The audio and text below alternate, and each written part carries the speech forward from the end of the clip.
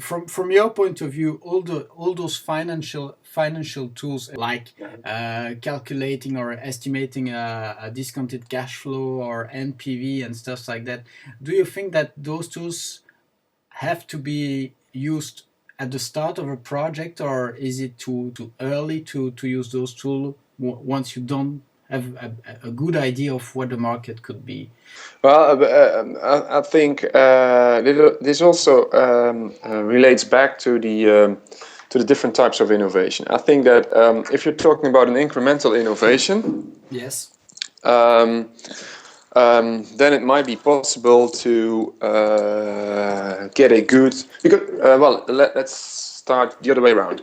The fact that you can calculate an NPV or a payback period or whatever kind of financial calculation based on future revenues means that you are able to foresee the future. Yes, because we all these calculations start with the or have some way have the expected revenues Absolutely. of the product in it. So it means that you basically say, I can foresee the future. This is what's going to look like. I think that is possible if the product is a incremental innovation. So if it's something that looks like current products, then you could say, okay, listen, I've got this car here that drives 20 kilometers per liter, and I'm going to make one that's 25, and that will increase my market share or whatever. And then you can make a calculation, an educated guess about the future revenues. So then the NPV or whatever Makes that sense. you makes sense. If, however, it's a radical innovation, then, well, I can make you a plan that has a good and net present value, but it doesn't say anything. Absolutely.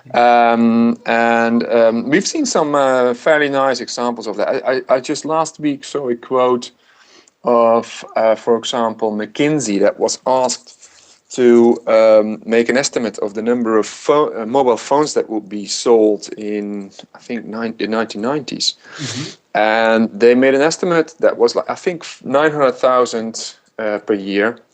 And when the time came, it came out that it was 900,000 per 3 days. Absolutely. So they were totally wrong, and demand was much larger than they expected. That's because it's a new product, a really new product, and so that would be my point on this question. That as long as it's a incremental innovation, then you might be able to have a relatively good grasp of what the future revenues would be, and then the NPV calculation would be valuable. But if it's a real radical new product, it doesn't mean a thing.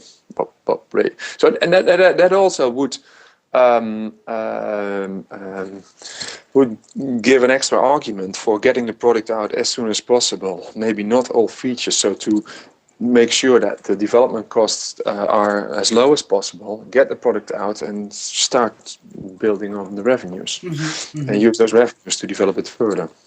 About a team, what's your point of view on the best way or a good strategy to build a team that will work on those kind of innovation projects? So, which skills, from your point of view, are needed to create an innovative team?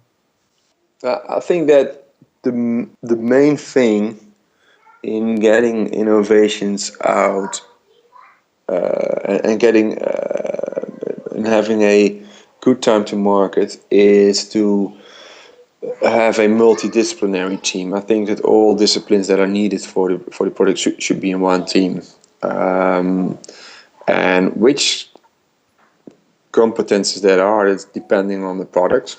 But I think the main point here is that it's very important to get all the different functions of the company aboard. And I think that one thing that I've seen a lot now that triggered me to think about it is that it's not only about the time to market to get a product out, but it's also about the time to profit, which includes the